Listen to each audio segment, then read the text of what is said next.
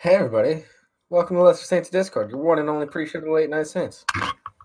By everybody, I mean everybody in the chat right now and Skull Maggot. Hey Skull.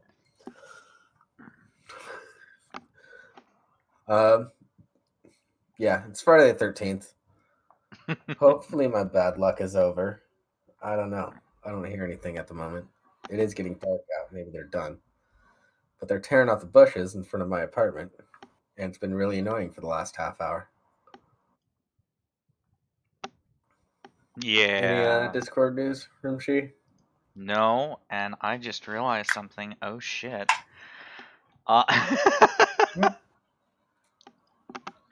What? My computer decided to restart, so now I have to reload all of the articles. Hey! Cool. I completely forgot to Yeah. check that because I'm dumb.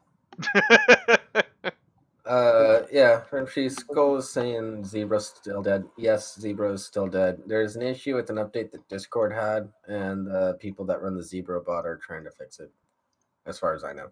Are you talking about for the Why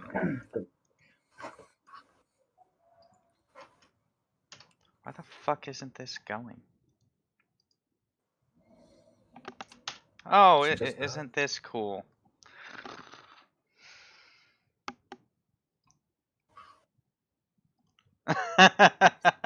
What? Yay on the bad luck! Happy Friday the 13th, everybody! Addy said get your shit together, Rimshee. What was that? That's Oh, shut up, Addy. We know you posted it. what are you talking about? Shut up, No, Addy. it's the machines. It's the machines that Yang keeps talking about, trying to take over our show. Mm-hmm. Careful. So, Addy, Hello. I started watching Roseanne from season 1. Okay. It's just as good as I remember it. That's cool. Yeah, I don't remember much of seen it since like probably the late 90s. Was the last time I watched it. Oh, it's perfectly white trash. It's fantastic. I was always uncomfortable with shows. Like, I remember liking Roseanne because it felt the most familiar to me of like a lot of the sitcoms that were out. Because like we grew up, in like a weird white trashy kind of family, and like I don't know, like I found it to be a lot more relatable than other shows. I don't remember much about it now, but I just remember being like, yeah, this speaks to me. That and Boy Meets World, but I think Boy Meets World was a sitcom written specifically for kids with weird childhoods. Because like every character had like a weird story. Are you talking about how Boy Meets World had like well written and like well developed characters that developed even farther based on character traits and their families that they everyone right now is hype on Mr. Rogers, and there's nothing wrong with Mr. Rogers. I love the guy. He was a saint. I'm so happy with what like Fred Rogers did for children's television. But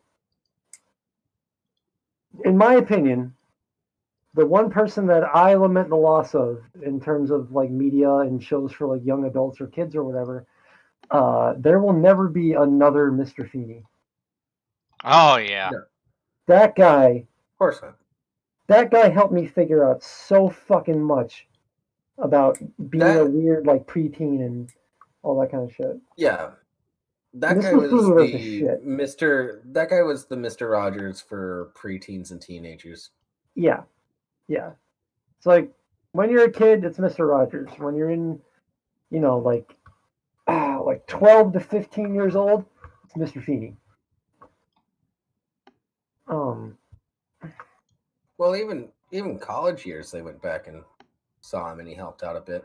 Oh yeah, but like nothing will ever top that fucking final episode with him on the main show, where he's just like standing in the empty classroom at the end of the day, and he's like, "Class is dismissed."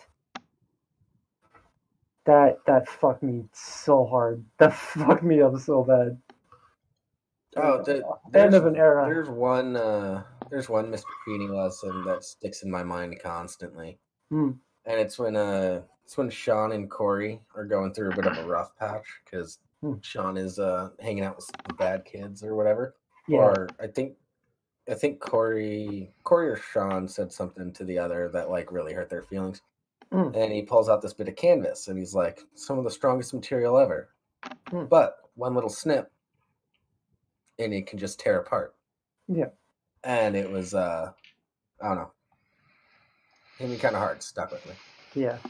What was it? When I was in middle school, I had a teacher that was kind of like a mixture of Mr. Feeney and Mr. Rogers. His name was Mr. Wall, like Wall. And he was fantastic. I remember we had this thing called the Teen Center, right? And I didn't like going home after school because I had a shitty dad and a weird home life when I was in like middle school to high school. And so I would hang out at the Teen Center, which was this weird after school. They get like a DJ to come in. It's like an after school like dance party thing. It was kind of tone deaf for the 90s. It was put on by like a bunch of boomers that didn't really get kids in the 90s. And there was like a DJ and you could like make song requests as long as it wasn't offensive. So like you're not gonna hear Snoop Dogg and shit like that, or like early Eminem. But what you could do was you basically some of the teachers would stay after school for like an hour and a half, and you could get like fun little extra lessons. So like an art teacher would stay back, and you guys could do arts and crafts, or like a music teacher would stay back, and they would like teach you how to play the drums or whatever. It was pretty cool. And I used to just do that because I didn't want to fucking go home. So we had this fucking like this dude was so wholesome. Like Mr. Wall was like the embodiment of wholesome. This sounds like a Hmm? this sounds like a serious Saturday talk. I like we I know. can go into that. Well, we talked about this like last week or the week before. We're gonna do a serious Saturday about after school specials and sitcoms and shit. We absolutely should. In the meantime, we should probably get back to the actual show. Well, hold on. Let me finish what I'm talking about. I only started talking about this because I know Addie and I can talk about this for a while, and I know you needed to load up some shit and get stuff set up. Yeah. Well, since I took the audience on this fucking journey, let me finish where I was going with this. It's not too much longer, I promise. So we had like Dare had run its course at this point. It's like 1999 maybe? No, it's like 98 I think, because it was my last year of middle school. I was high school graduating class of 01 had I graduated. So it was like 97, like 96 or 97. And like Dare is pretty much done at this point. Like it's still going, but no one takes it seriously. It's not in a lot of schools anymore. People are starting to realize that Dare kind of sucks. But we had a Teen Center Saturday event coming up. Like every Saturday we would have like it's kind of like an informal dance. You could come, the DJ's gonna be there, you could dance, hang out. Teachers would be there putting on like little like events. It was pretty rad. Like the tech teacher had like homemade games that you could play that were like contraptions. Like he would like set up like these. He called them game walls, where there were these homemade contraptions where you drop in a pool ball, like a billiard ball, and it would randomly drop into one of 4 cylinders and set off a series of things, and you could win prizes. Anyway, I digress. We were doing like an anti-drug theme for one of them. It was not connected to Dare at all. So I'm drawing a poster with a giant pot leaf on it, and I'm drawing a giant pot leaf.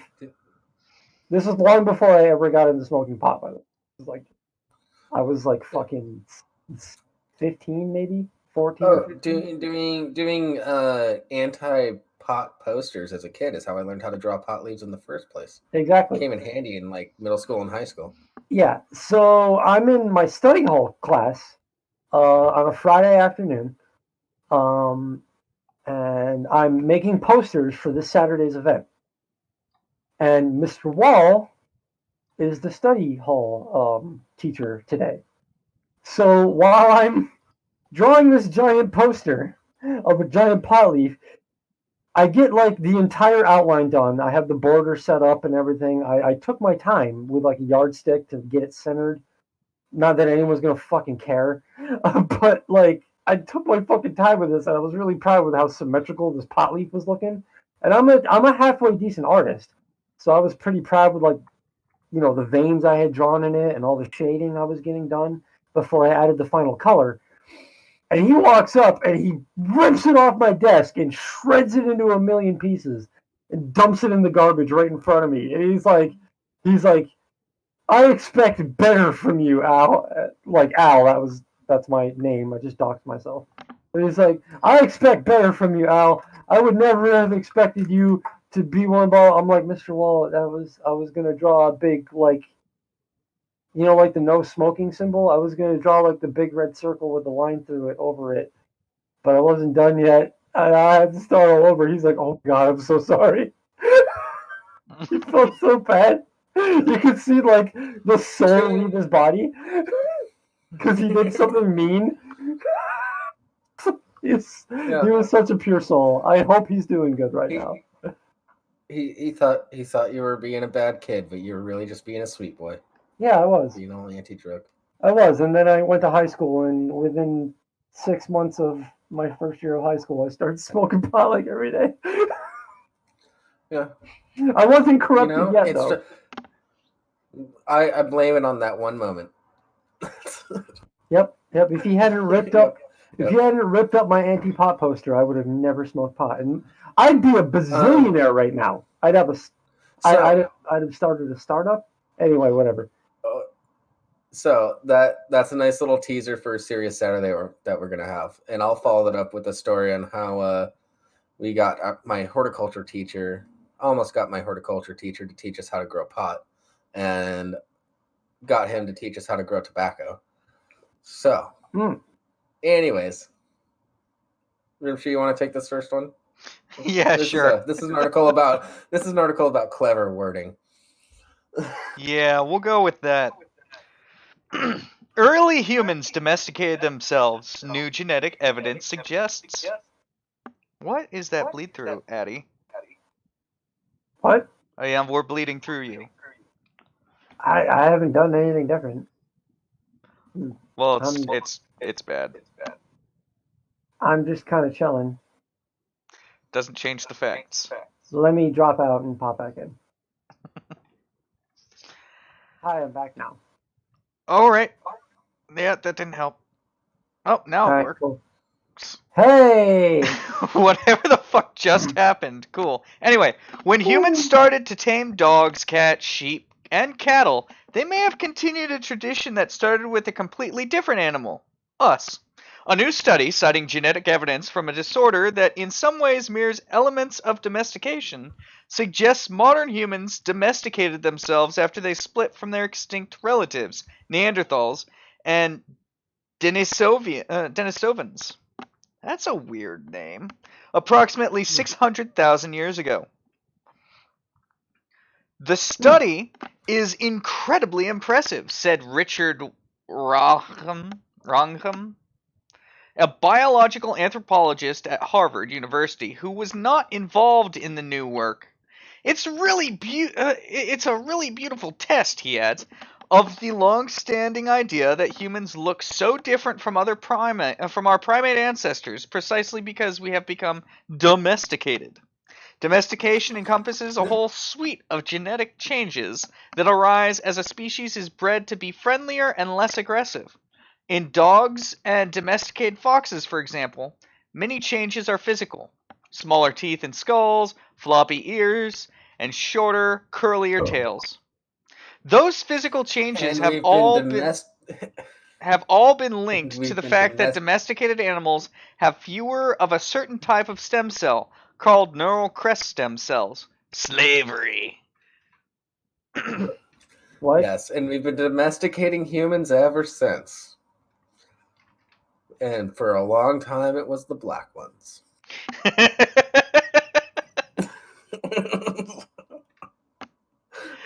I didn't even think of that one. Now we use drugs to subdue them.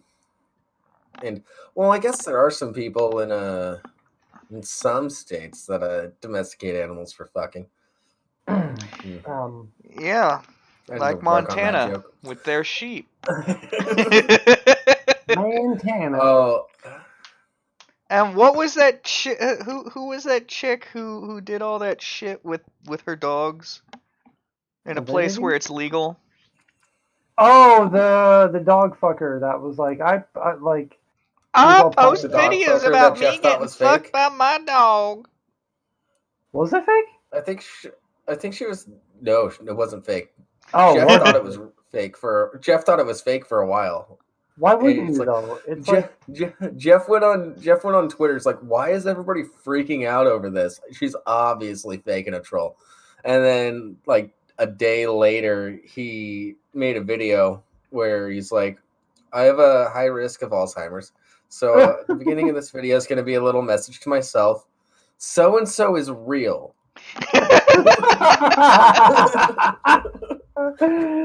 Oh, fantastic.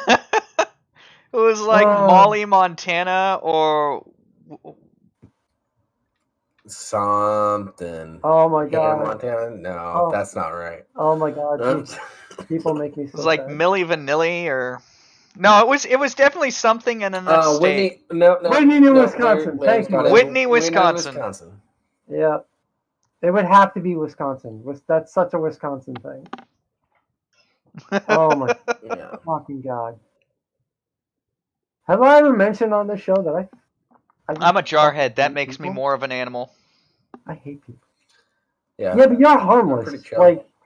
Like the only thing that you're gonna don't mistake my kindness for being harmless. No, like I mean, like as far as like animals go, you're not gonna really hurt any animals. Animals are safe.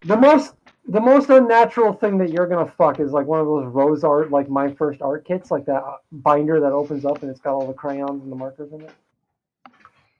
I'm not gonna fuck a rose art fucking art set. Why would I fuck that? Why not?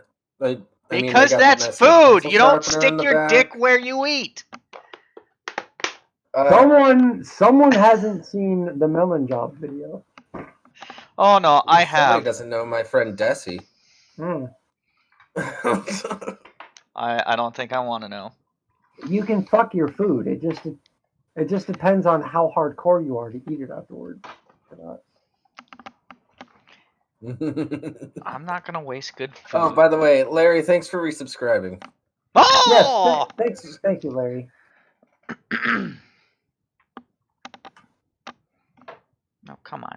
Anyway, yeah, I think have we taken care of your jokes? No, maybe. I just think it's funny how they call it domesticating humans when it's slavery and forced copulation. Yeah. Although when it's a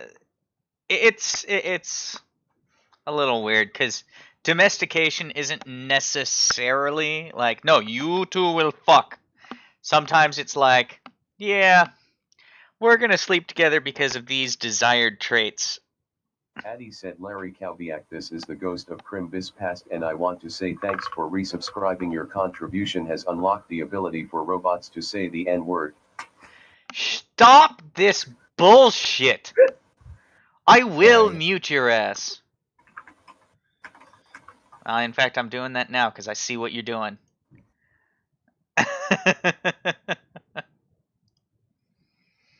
All right, so We're on Twitch. If we want YouTube, different. modern humans are also less. Oh. What? Never mind. I'll wait till after this article. All right. Modern humans are also less aggressive and more cooperative. It was nice knowing you. God. Stop it, Addy. I'm done. Sorry. Modern humans are also less aggressive and more cooperative than many of our ancestors. And we too exhibit a significant physical change. Though our brains are big, our skulls are smaller, and our brow ridges are less pronounced. So did we domesticate ourselves?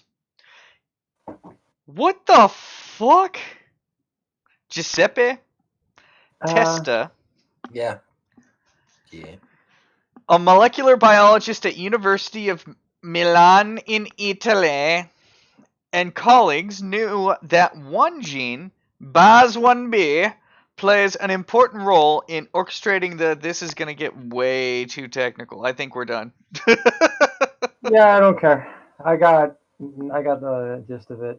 I also wasn't really listening, but I've actually literally heard this. Not this article, but I've heard this information before. So Yeah. yeah. Oh no! I just wanted this article because of the clever wording between domestication and slavery, which they're obviously Hey, dipping around. That's it. you heard All it right. here, folks. Jables is a fan of slavery, No, I'm a fan of domestication. which means slavery. No, I never said that necessarily. That's the Jables is PC a slave version. driver. You heard it here first. He just admitted it. There you go. Come at me, Ashton Kutcher. I'll fight you. Wait, what? The fuck does Ashton Kutcher have to do with this? Ashton Kutcher has this whole company that constantly fights against human trafficking. Oh, how the fuck have I never heard of this? Are you serious? I don't know. He's done Senate hearings on this shit. Yeah. How is? Am I just that out of the loop? Oh, it's one of those things that's sort of like really behind the scenes about him. But yeah, Oh. check it out. Holy shit! I'm gonna have to look this up. Yeah. The joke's not as funny now that I have to explain it, but It was funny to start with. What's the old saying? oh, I thought it was hilarious. What? You What's the also old have bad saying? taste. How's the old saying go? Explaining a joke is kind of like dissecting a frog. Like you learn a lot about it, but you kill it in the process. Yeah. Yeah. Jables. Or no, wait, Addy, do you want to read this next one? No, wait. No, it's not the. Addy, actually, you did want to read this one because Is this- the Doctor Disillusion one. Oh right, okay, yeah, fuck it. Go You for guys it. are lucky. Apparently, I'm lined up to read 4 articles this time. That's the fucking record. I know. Holy shit. Hey, you like them? There are articles I can get behind, so okay. Yeah, I thought I picked them with you in mind. Where the fuck is this one now? All right, so That's yep. Now I found it. From CNET. In a bid against Apple, Pablo Escobar's brother launches $350 foldable phone. The sibling of the late drug pen says the Escobar Fold 1's plastic screen cannot break, unlike Samsung's Galaxy Fold. The Escobar Fold 1 is much cheaper than Samsung and Huawei's foldable phones. Escobar Inc. I think Dr. Yeah, I almost said Dr. Disrespect. Oh my god. Am I drunk? Am I drunk already? Fuck. Oh god. Dr. Disillusion. I'm not even sure it's Doctor. You fucked me up with that Doctor Disrespect shit. It's Captain Disillusion. Captain, thank you.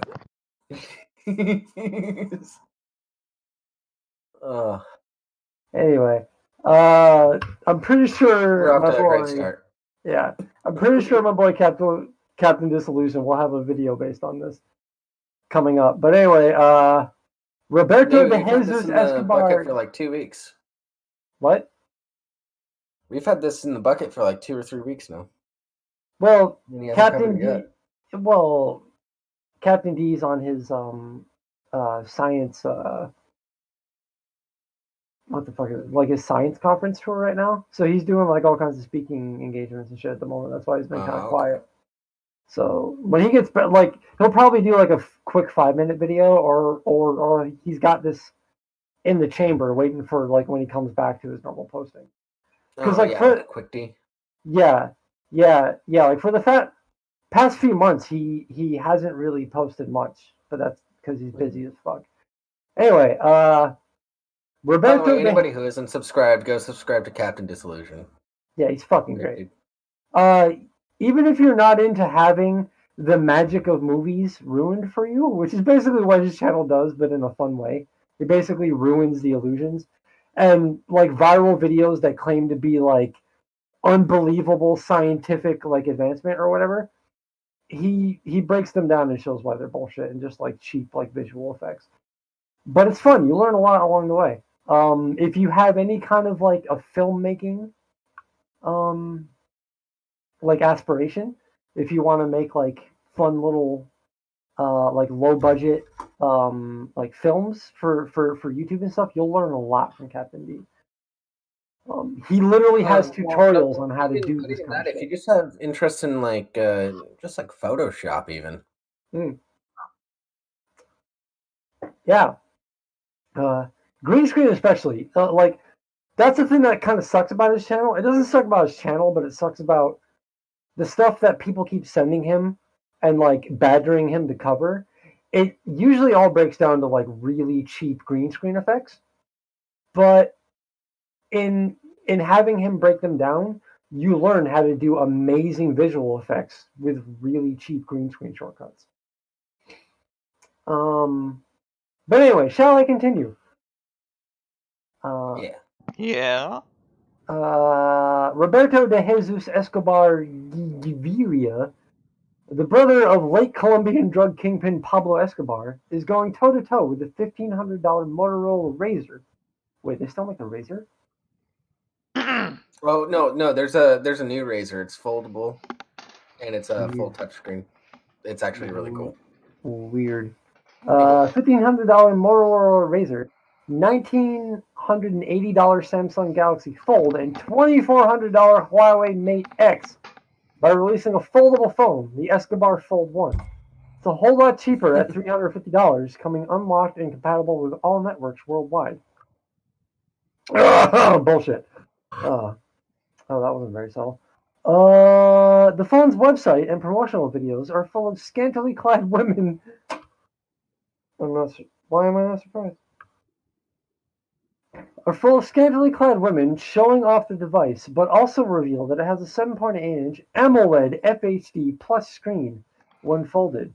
It runs Android 9.0 Pie, whatever that means, is powered by a Qualcomm Snapdragon 8 series chipset and has dual 16 and 20 megapixel cameras. Other than the camera shit, I have no idea what any of that fucking means. Videos mostly focus on the models. Hey, it's better than dead air. With an odd reference to late Apple co-founder Steve Jobs, but one seems to show the phone screen in action. The wallpaper is Pablo Escobar's 1977 mugshot. You know what? I wasn't on board. That's pretty rad, though. Yeah, it's a believable video. I'm still calling bullshit. To have this, for a drug lord's brother, to have this groundbreaking tech, I don't care how much money you have, just to have this groundbreaking tech and for it to come in so cheap. I'm Well, not obviously, it's to subsidize the cocaine shipments, or more accurately, it's a front for the cocaine shipments. Yeah, I'm thinking Well, it's much. and I'm plus thinking, on top of that, he has plenty of domesticated humans that are probably helping him make it. That's the thing. It's probably no better than all of its competitors. The ad campaign is literally it's probably way cheaper to hire a visual effects artist than it is to hire developers to come up with this kind of thing. Well, I would say it's actually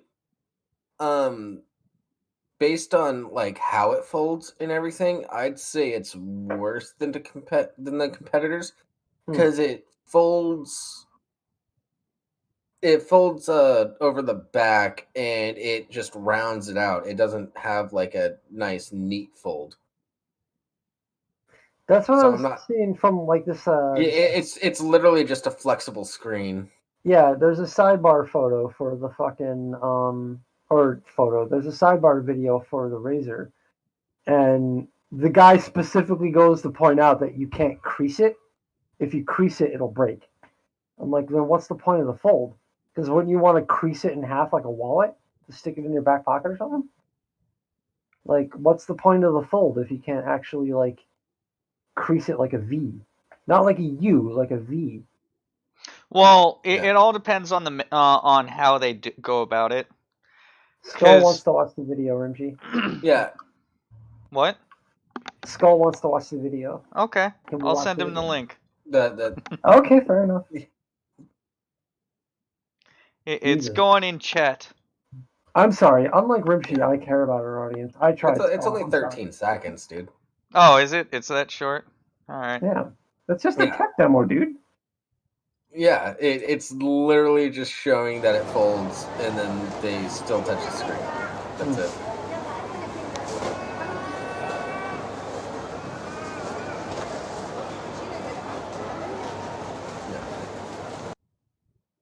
Yeah, the technology exists. Well, yeah, you can't. I understand you can't crease the screen, but what a lot of the folding phones are doing is they're set up in such a way so that there's virtually no line in between the top. It's technically two. So no, actually, it is one screen. What they're doing is they're creating a bow in the frame of the phone, so that when you fold the phone, it creates a U, but it still has the form factor as though you did a V. Okay. Should I keep reading because I'm getting bored? I don't care about fucking phone. I was so excited because it's about like a fucking drug lord's brother, but now I'm just like, it's. I know that's why I picked it. I think it's really weird that he's getting into the phone game. Well, he's trying. But to, I respect the name though. It's Escobar 1, and I appreciate that. Well, okay, I'm gonna read this section real quick. By entering the tech industry, the company's plans to beat Apple. Wow, the company plans to beat Apple and will manufacture other very special products or products that pertain to the legacy of Pablo Escobar. Whoa, what? Does that mean I get Coke with every phone I buy? So like a press on Coke now? Oh, wait, okay. So no, this is actually something that's very interesting about this phone.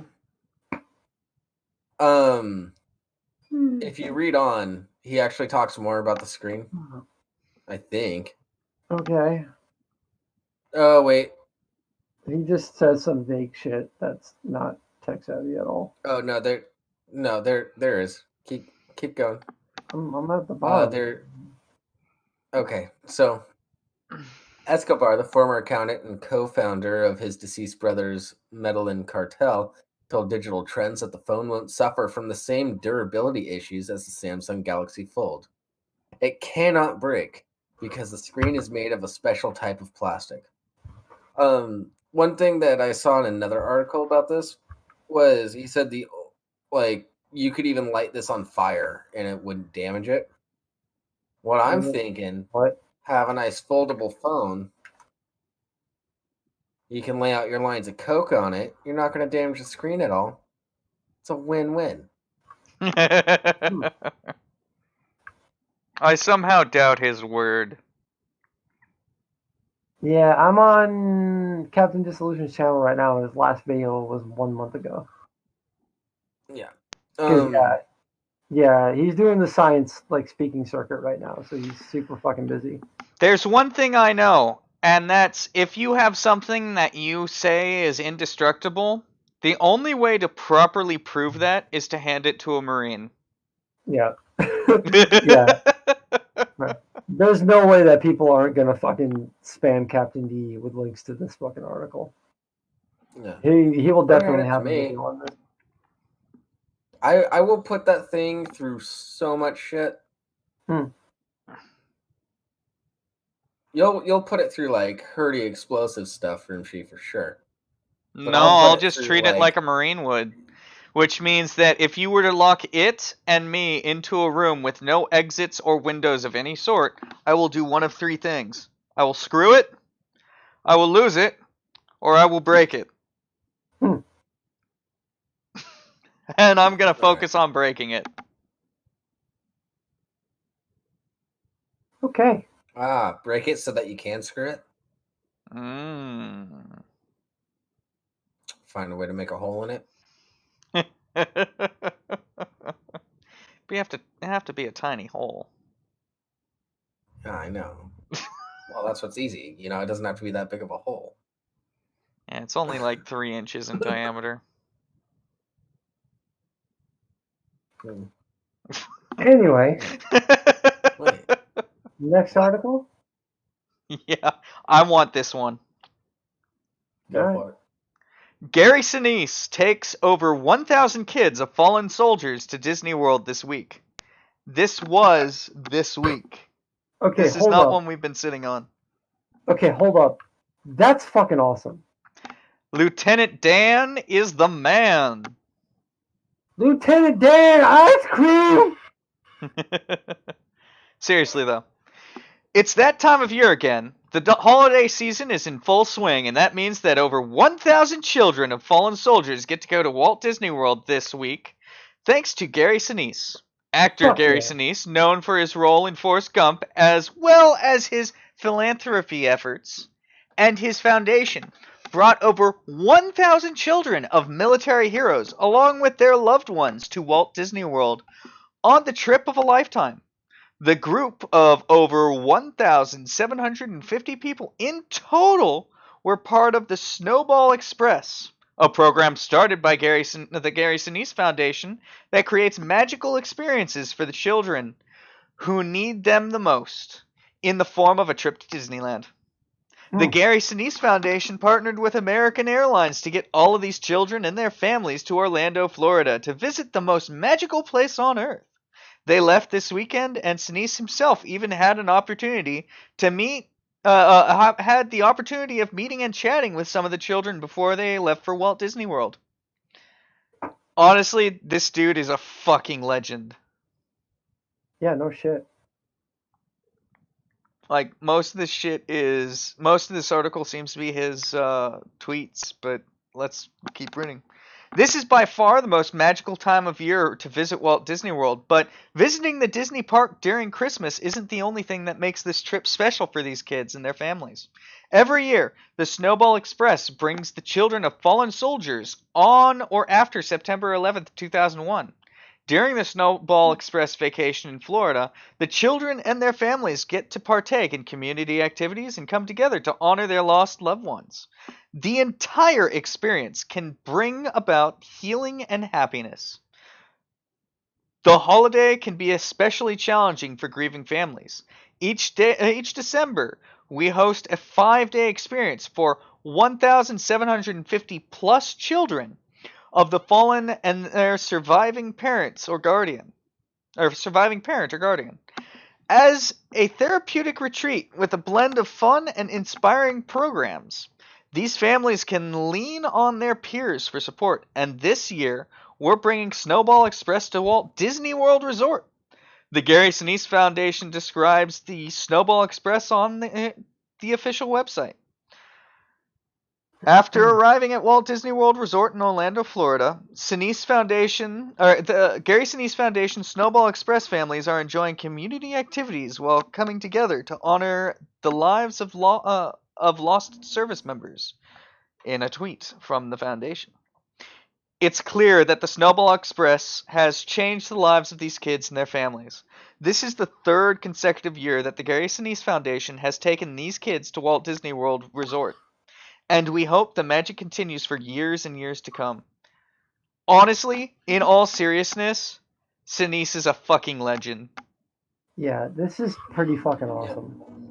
I Holy played a soldier who lost his legs in Vietnam. Now I run a foundation that supports those who have lost loved ones and then lost their own limbs and all of that fun stuff. Fun being sarcastic, of course. Fucking Gary Sinise is he also has a band. Did you know that? What? Yeah. And he loves traveling and doing free shows for like wounded warrior vets and stuff. Okay, I was about to say, like, why do you know so much about Gary Sinise? Because he's a fucking legend. Because Gary Sinise came to Rimshee's birthday party. No, I've never met him personally. Yeah. But in all honesty, he's the kind of guy who I have a shit ton of respect for. Yeah, no, that's fucking awesome. By the way, that reminds me, everybody shared this stream out. If we get more people watching, we'll become famous enough so Rimshee can finally meet Gary Sinise. Yeah. Now you've got me arguing with myself of a toss-up. Do I want to meet Sinise or do I want to meet Mattis more? Probably Mattis. I would say Mattis because, like, if you get big enough, you can meet both. Dude, all I'm gonna say, I'm sorry to get real for a second, but my brother wasted his fucking time, risked his fucking life in Syria. Okay?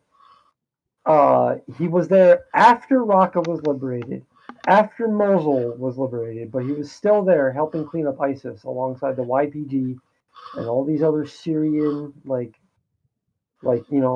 freedom fighters against ISIS, and Donald Trump, I'm sorry to get real for a minute. I'm a little drunk.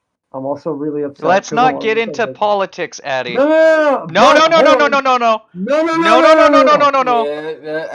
Addy. The moment you said Trump, it became politics. We're done with it. All right, let me fucking divert for a second then. Let me just finish. You got 2 sentences. Hold on. Jesus fucking Christ.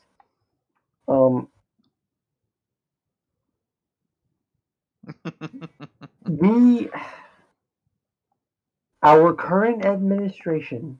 This is all politics now. Hold on! No. Motherfucker, you started it by saying Mattis. Hold on a second. That has nothing to do with this current administration. He wanted to meet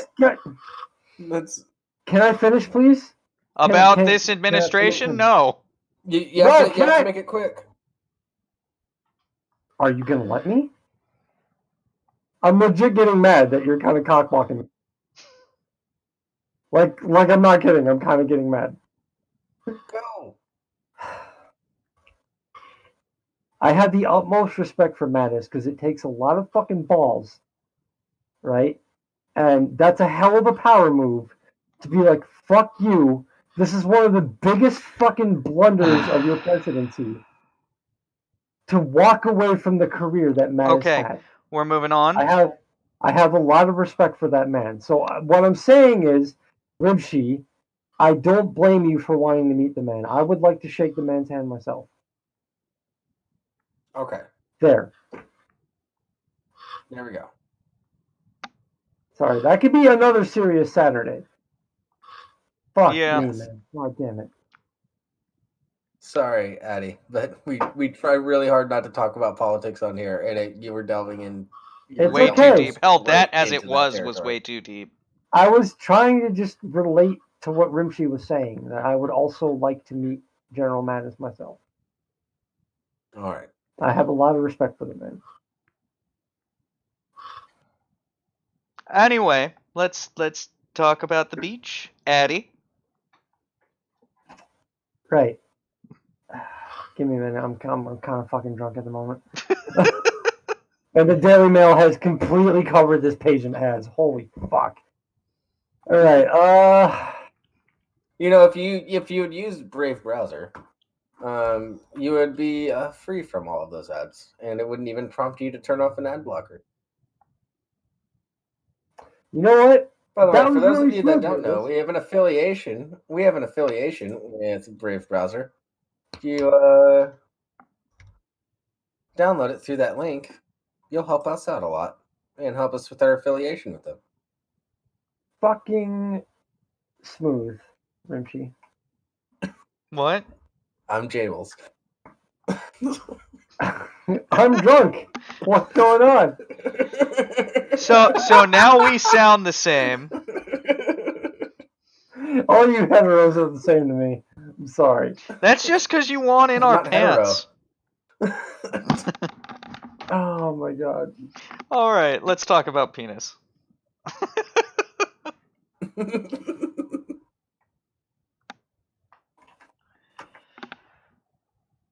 How are you alive, You got Addie? this, Addie. Yeah, hold on a minute. Hold on a goddamn minute. Fuck off, crab. I'm not going to bed yet. It's only 8:19 p.m. Yeah, crap. Fuck you. Actually, I just linked in the chat to a video by one of my favorite cooking channels. God damn it, Addie, you're. That's related to this fucking article. Okay, start reading the article. You're the one that hired a lush to be a co-host, all right? Hired? You're right. It is. You're right. It is related. Yeah. Thank you. Thank you. Thousands of penis fish are washed onto a California beach after storm pulled them from their underwater burrows. Biologists found thousands of fat innkeeper worms on the shore of Drake's Beach in California. He? Who the fuck is he? Some guy suggests a recent storm pulled them out of their homes made of sand and carried them to the shore. The marine creatures live in U-shaped burrows that it eventually leaves with other animals. Daily Mail. Honestly, check yourself. I'm drunk and I can see how broken your fucking article is. It lives to be about 25 years bullet old. points. Get past the bullet points. Get it in the article. So And we can see the picture feeds of all the on dogs on the plankton, beach. bacteria, and other small particles on the ocean. On the other small particles on the ocean, everybody. You know the worst part about this is I don't know if it's gonna get hit for illicit images. Yeah. By Stacy Libertor for DailyMail.com, published 1204 EST, 12 December 2019, updated 0553 EST, 13 December 2019. Oh, now you're just being an ass. Twitter, Pinterest, LinkedIn. Yeah. See, this is what you do when you introduce TTS to her, Jables. Yeah. This is your fault. What are you talking about? It's not This has nothing to do with TTS. I'm still blaming you. Regardless, everybody that's watching, if we get hit for this, we shouldn't, because technically this is just a fish or worm-like fish of some sort. But if we get hit for the image we're about to show, back us up, because we will win the argument on this. That in my drunkenness, back us up. He opened his stupid mouth. Good job, retard. God damn it, Addie! Anyway, post in the right section. Anyway, thousands of penis fish, in quotations, have washed ashore Drake's Beach, California, formerly known as fat innkeeper worm. Oh, that's fat shaming. It's no wonder they changed the name. An expert believes a recent storm forced the worms out of their underwater homes and carried them to the beach, leaving them exposed to predators, leaving the penises exposed. This 10-inch marine... That's not 10-inch marine creature looks like a pink sausage. It looks like a penis. That's why it's called a penis worm. And creates U-shaped burrows in mud or sand that it leaves behind for other creatures to move in. It looks Hence like its name, it looks like a Innkeeper. dog's lipstick tube. I don't know what that means. You're weird. It looks like an an uncircumcised penis. Like, The sea of these penis fish was spotted by biologist Ivan Parr on December 6th after a storm hit the area. The same phenomenon has been reported at Pajaro Dunes, Moss Landing, Bodega Bay, and Princeton Harbor, Parr wrote for Bay Nature. Scroll down for videos. Don't mind if I don't. I've heard my share of imaginative theories from beachcombers, such as Flotsam and a wrecked bratwurst freighter. In truth, these are living denizens of our beaches, rudely, yet also mercifully, mostly called fat innkeeper worms. The fat innkeeper worm is a type of spoon worm, okay, with a spatula-shaped whip. If it's called a spoon worm, why is it is it not a spatula worm?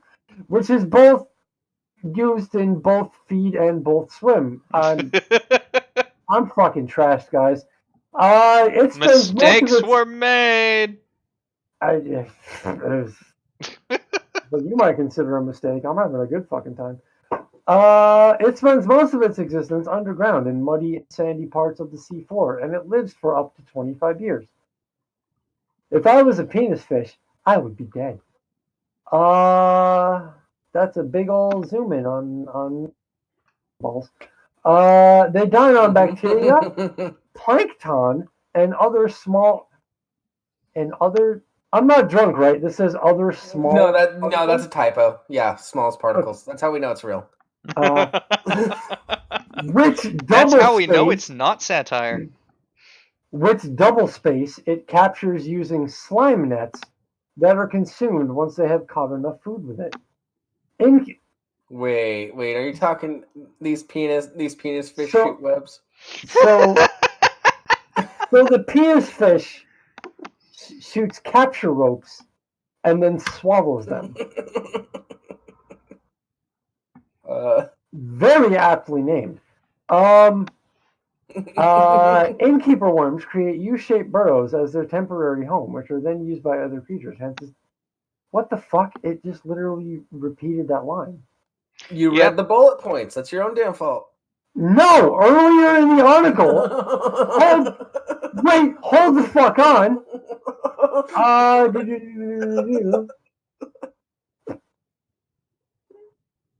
No, never mind. I'm a retard. Skull.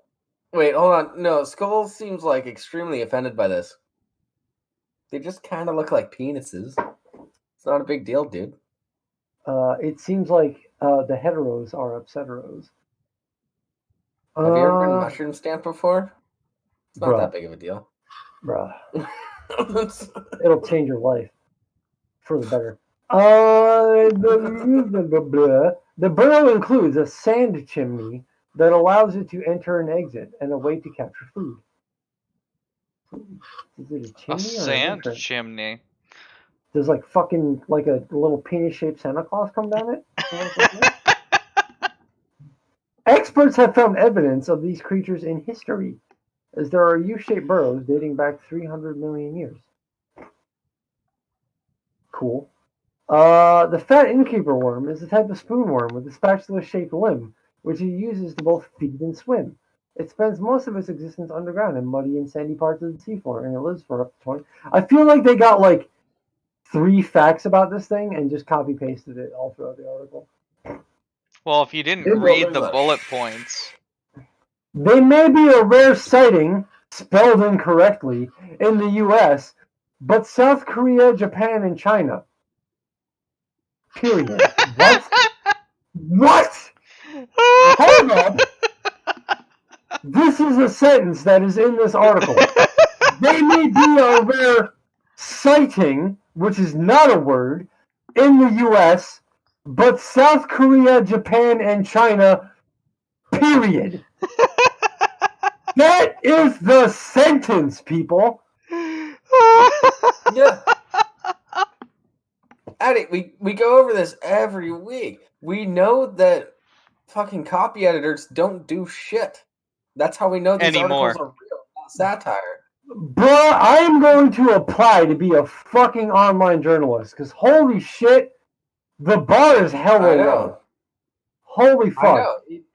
Even if This I only make like reads- $5 an article, this is a nice like This is supplementary beer read. money. This reads like Yeah. a drunken Facebook post. I Yeah, get it. this is easy beer money. Holy shit. You know, it's Those- kind of I've funny. written- It's kind of funny that this reads like a drunken Facebook post, and we've got the drunko reading it. I thought I would really like this article. I Yeah, did too. I'm enjoying it. It's just really poorly written. That's why we're enjoying it. At least part. As in, like, Oh, they talk about how to cook it too. I may have mentioned in an earlier episode, like I almost joined the JET program. I was trying to be an English teacher in Japan for like 10 years. But I ended up dropping out of college because smoking weed and playing video games is more fun than going to Japan and changing my life, I guess. But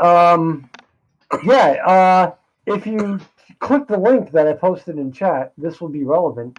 Those who have dined on this worm have said it is chewy, salty, and surprisingly sweet. It's often served with a savory sauce made from sesame oil and salt, or a spicier dip consisting of vinegar and... However, because of their size and soft bodies, they have many threats, including otters, shark seagulls... Wait, what? Sharks seagulls? I don't even see what you're reading. It's right under the picture. Oh, Yeah. oh, you're reading that. I thought you were reading down below. However, because of their size and soft bodies, they have many threats, including otters, sharks, seagulls, and humans. But experts say they are harmless and passive creatures. Okay, hold on. I need to see who wrote this article. Hold on. Googling right now. Search. Stacy Liberatore. She What needs, is a- she needs to go back and re-earn her degree. What is? Of course, she's a fucking Stacy. Like, Google oh my says- god, penis fish! Okay, so I have found. So a shark's seagull exists, and I have posted it in chat for those that are curious. This is not actually a poorly written article. A shark seagull is real. I just posted No, it it's in- still a poorly written article. They just Check succeeded it out. there. Oh No, god. I found evidence that it exists. It's real, people. Wake Alright. up, people. Alright, let's move on. Jables, you want this next one? Wait, hold on. I'm not fucking done. Okay? Oh They may be a rare sighting in the U.S., sighting with an S and a T, no GH, but South Korea, Japan, and China. All right? They literally, the next part of the article is the bullet point they put under the picture. This is the Daily Mail, people. This is like the UK's #1 online publication for mainstream news. This is the bar, people. Holy fuck. Holy fuck. All right, I'm done. Yeah. I Well, don't care well, Stacy has written several articles, such as NASA probe spots massive storm the size of Texas swirling near Jupiter's south pole that joins a family of 6 other cyclones in the region. Wordy That title. tells me everything I need to know. She's a dumbass. It's fair. Wait, Here's article number 2 on the list that she's written. Airbnb removes more than 60 accounts of Nazi users that were identified after white supremacist forum was hacked and the firm was banned. 1.2 million people in the last 3 years who refused to comply with its anti-discrimination policy. That's the title? That's the title. Like, you literally don't need to read the article. The whole article title. What the fuck? No, And like, hold on. I honestly... Can we congratulate Stacy for saving us all time during our busy day? You can literally writers don't make the titles. On publications, on like mainstream publications, writers don't generally make the titles. They just write the article. It's the publicists and the copy editors that make the titles. Wow. Which means what's happening here is that they don't want us to read the entire article to see all the fucking typos. Rimshee, and by the way, those 2 articles were posted today. Wait, hold on. How many? She's posted a shit ton of. Hold on 1 second. Whoa, 1, 2, what? 3, 4. She's posted 4 articles today. Well, yeah. Have you seen the caliber of them? It's not hard when you don't. Okay. She has a 4 article quota per day. It looks like. No wonder they're scrolling through. This is the caliber of mainstream media. Folks. Yay, journalism. Yeah. It's dead. I like that term. Not journalism, journalism. I like that term, journalism. Just churn out a bunch of bullshit. A bunch of clickbait bullshit. Yeah. Sell those subscriptions. Get those clicks. Speaking of clickbait bullshit, vegan influencer eats meat for 30 days. Shocks fans by saying she's healthier than she's felt in years. Imagine my shock. Imagine her cock. I don't fucking know. Oh, what? What? Is that the direction this article's going in? Maybe. I don't know. I watched the actual video that she posted. I am on board. Well, that's a big change.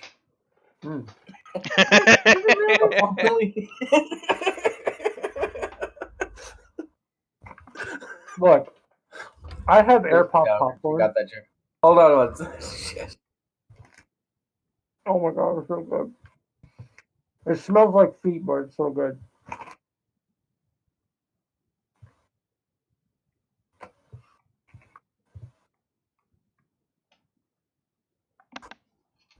Okay. A formerly vegan influencer revealed to her friends that she spent 30 days eating nothing but meat and animal products. She also revealed that the new diet had some surprisingly positive effects on her health. Elise Parker, who has over 200,000 Instagram followers and over 700,000 YouTube subscribers, I thought she had just under 700,000. Whatever. Explained her decision on Instagram. In a post, she revealed that she decided to try the carnivore diet after hearing about all of the health benefits from friends who switched from being vegan to eating only meat and animal products. Parker explained, I had my own fair share of health struggles and eventually reached a breaking point where I was willing to try anything to function properly again. You said none of that in your video. What the fuck? People on the carnivore diet only allow themselves to eat meat and animal products like eggs and dairy. Okay. Well, that's her, people. So yes. think what of her looks what you will. We're not gonna comment negatively on them. Addie says, but she has that. Addie, and at 1,000 subs, Addie will do the electric slide on stream. Yeah, I'd pay for that. I swallowed my pride, decided I'd give it a shot, she continued.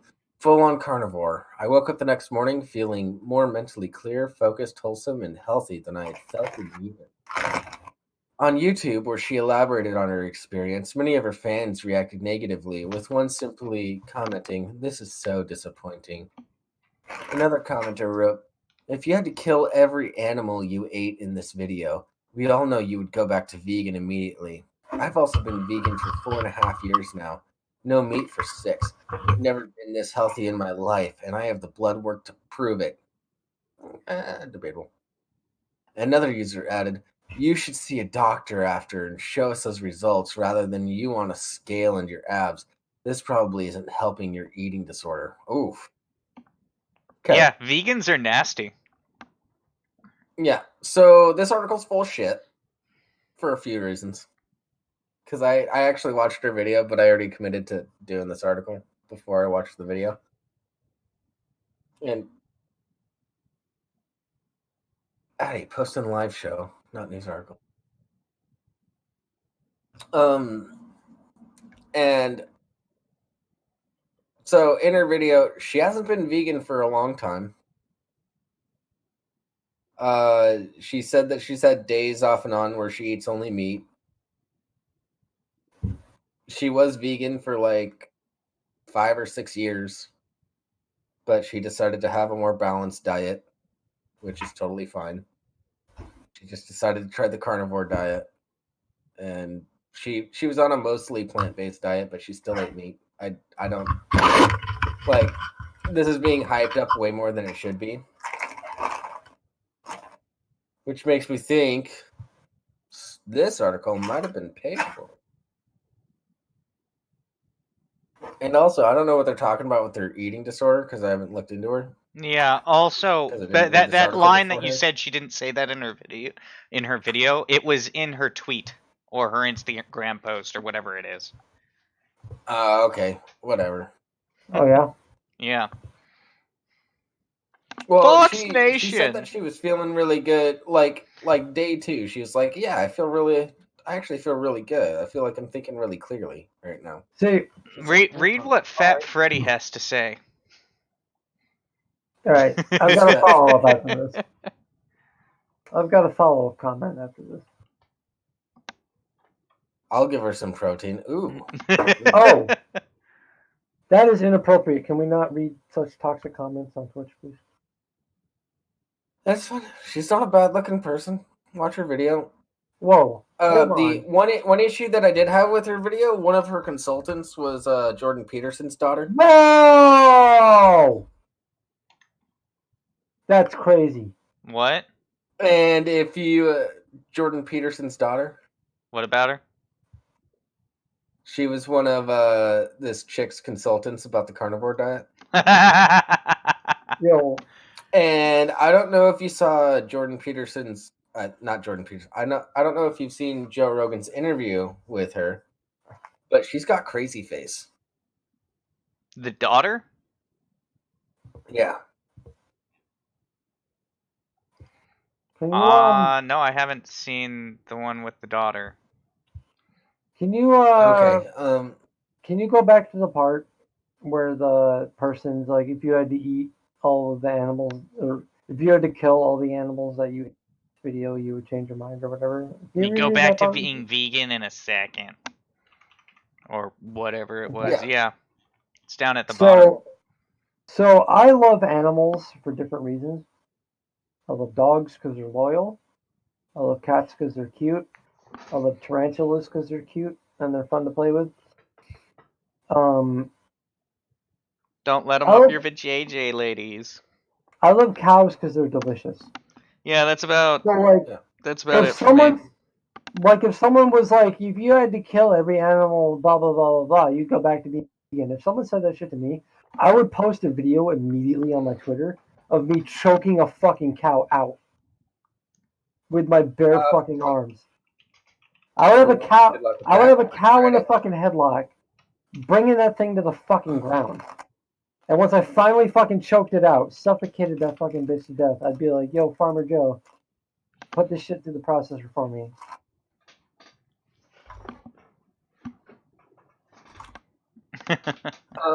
Where's the pistol? I need food. Yeah. Here's the thing. Like, if so, here's a thing about me. I don't eat a lot of meat nowadays anymore, but that's not for health reasons. That's not for anything like that. It's just that I'm against factory farming, and it's hard for me to get ethically. It's hard for me to get like better sourced meat. I still eat meat, but I try to limit it when I'm like purchasing stuff at home. If I'm out, I'll eat meat. Things like I'll be that. real. If I had the option to kill the animals that I was eating, being in that situation means that I would know how they were raised, and it would probably be good meat.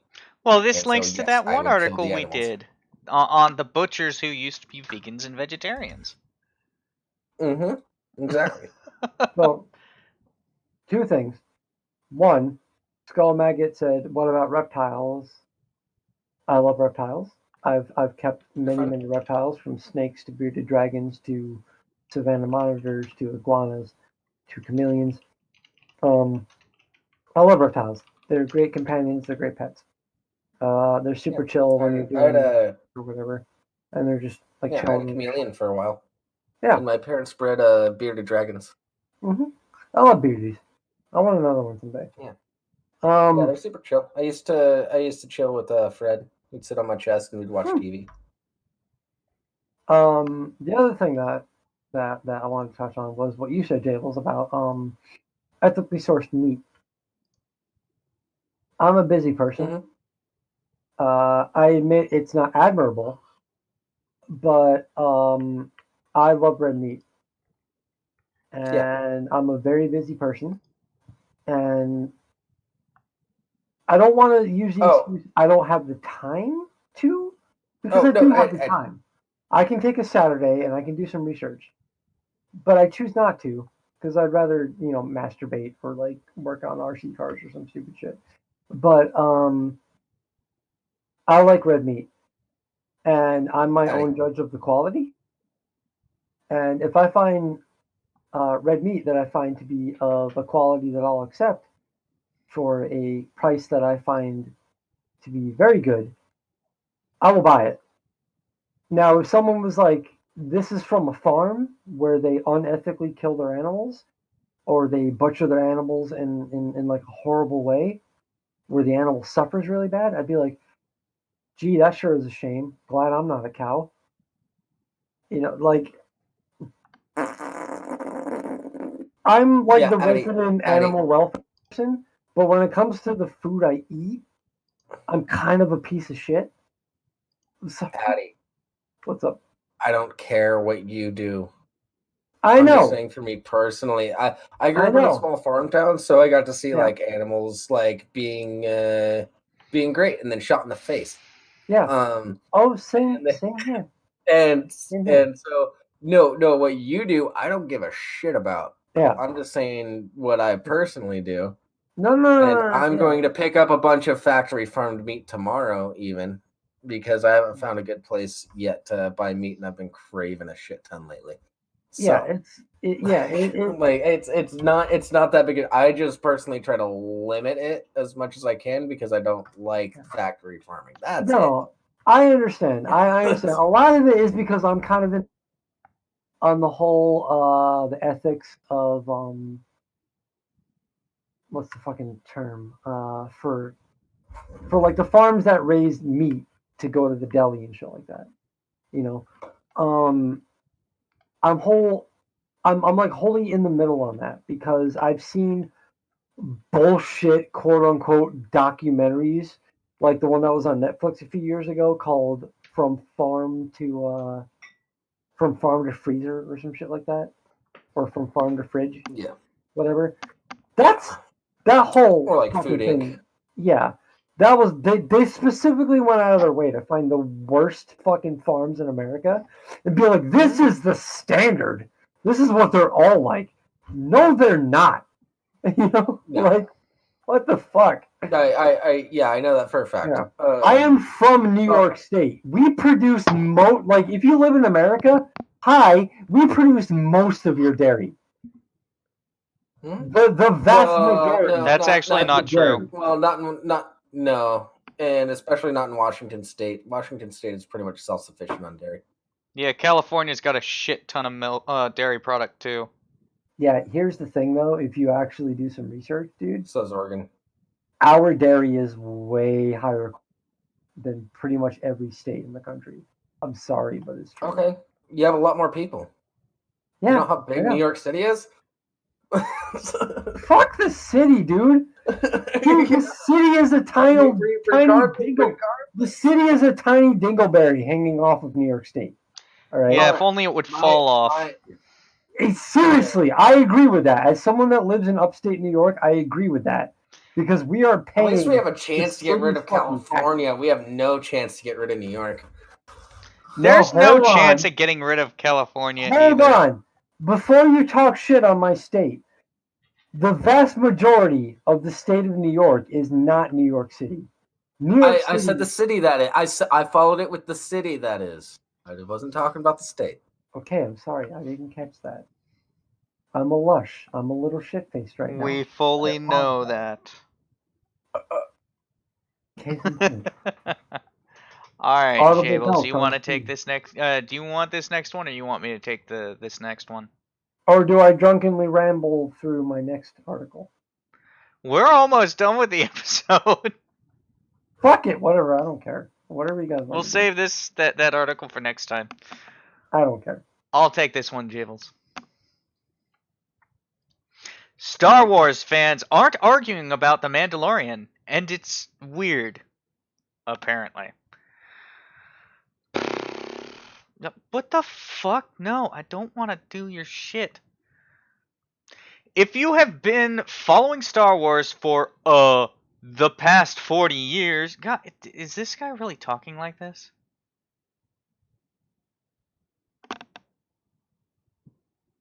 Hello, Addy? Are you there? What? Okay, just making sure that it's not something fucking stupid. Anyway. No, I'm here. Sorry. I guess they must be pounding Jables again. Anyway. If you've been following Star Wars for, the past 40 years, you'll know that its fans love endlessly debating its various major and minor entries. Arguments which sometimes can turn quite hostile, and in the modern era of social media, have even spilled over to do active harm to some of the directors and the stars of the latest films. The Mandalorian... Wait! What? Active harm? I need some evidence. Yeah, I do too. What the fuck are they talking about? Probably, Rose... The Rose backlash. Oh, right. She left social media because of the backlash or whatever. Because of the harassment. Yeah. Okay. Admittedly, it's not her fault. It was poor writing for that character. Yeah, that's shitty that the actress got bullied off of the internet. Like, I understand her leaving. I'm not going to get shit for leaving. You know, like, if you get, like enough hate, I don't blame anyone for being like, fuck this bullshit, I'm out. That character was shit. That's not her fault. Yeah. Like, Anyway, carry on. You only get so far into making a movie before you realize your character's shit. Yeah.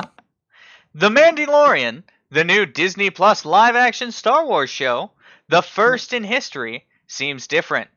While I don't want to say no one is arguing about The Mandalorian in any capacity, the debates here seem relatively minor. As in, Episode 4 wasn't quite as good as Episode 2, or the Mandalorian statement about removing his helmet may go against canon. Whoa. So, wait, is the writer of this article positing that... Let's read and find out. He's upset that, like, if you create a quality product... I don't know what he's arguing. Within this beloved franchise that people will be content? Wait, hold on. Let's figure this out. Okay. Generally speaking, however, the main split among Star Wars fans is whether or not you like the show. Really like the show? Or love the show? It seems to be uniting the Star Wars fan base on a level we have not seen in ages.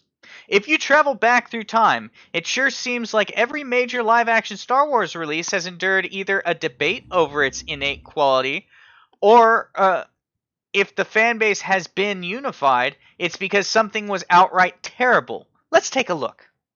Solo.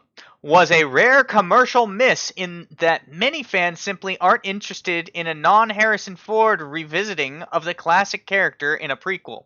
Solo performed so poorly relative to other releases, it altered Disney's entire entire plan for Star Wars films going forward.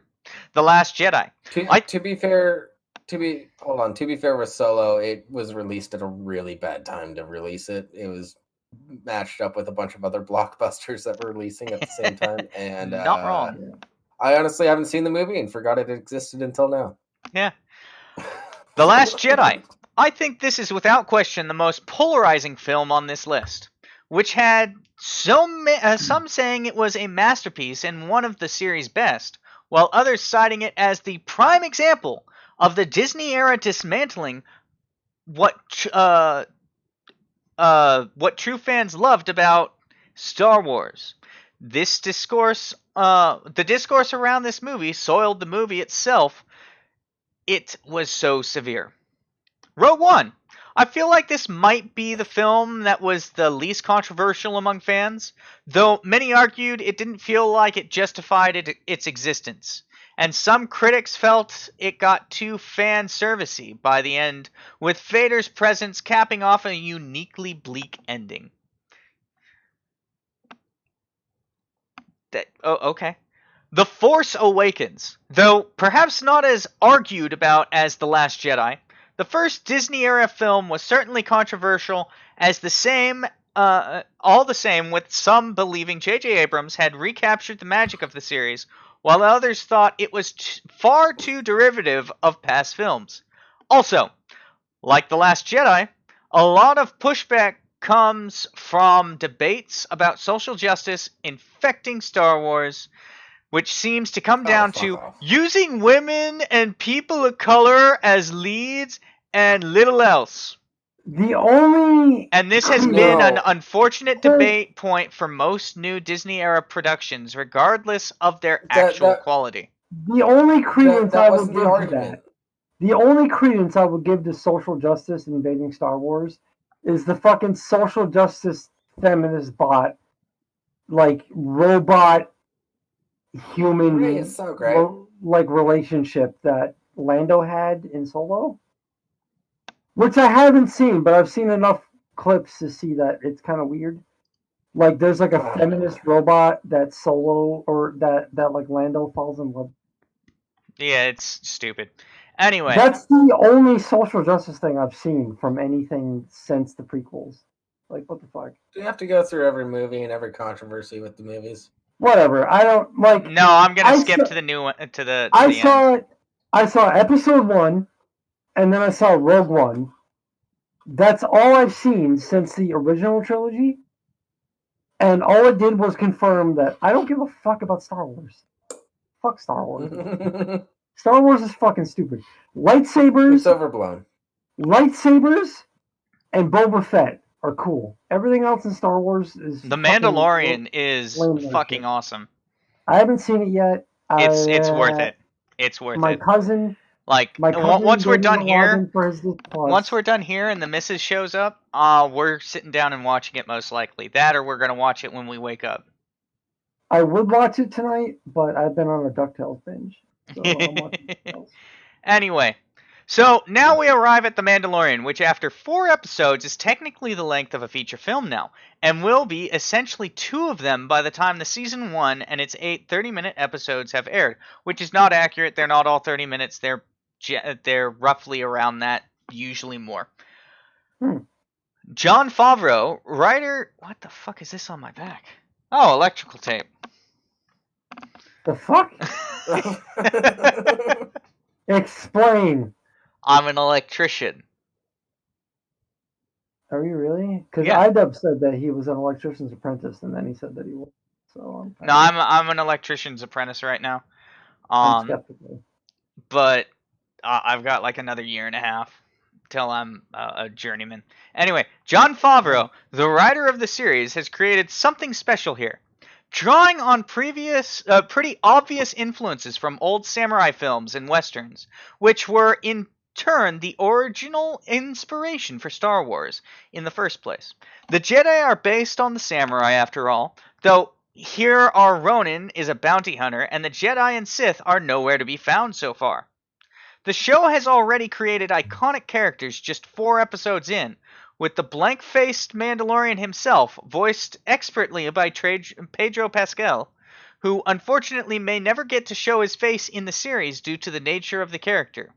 And of course, here's Baby Yoda, the most adorable creature in Star Wars history, but one that isn't dismissed as kid stuff by fans like Ewoks or Jar Jar. That Can piece I of just shit. say? Can I just say? Who If played you for comic if you like The Mandalorian, look up Lord Vega on Twitter. He makes amazing fucking content. Period. But look up his Twitter only series, the The Memalorian. Mandalorian. It's fucking hilarious. I haven't seen The Mandalorian yet. The but Mandalorian is great. I feel like it's gonna be a hard call to live up to Lord Vegas' fucking edits of each episode. Holy shit. Holy shit. But I'm gonna skip down to this last line. The Mandalorian is pitching a perfect game so far, and has placated a fan base that is almost impossible to please. Can it keep this up? Who knows? But so far, so good. Honestly, I think it's because Jon Favreau is legitimately a Star Wars fan, and you can tell watching The Mandalorian. Like, it's not just like, hey, I'm a fan who just wants everything to be the same, and I want it to be Star Wars, Star Wars. No, he's a fan who's like, no, this is fantastic. I want people to enjoy it as much as I do, but I'm also a solid writer.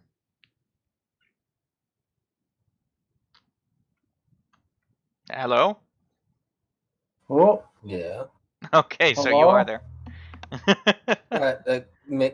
Yeah, I just saw that. Hold on. A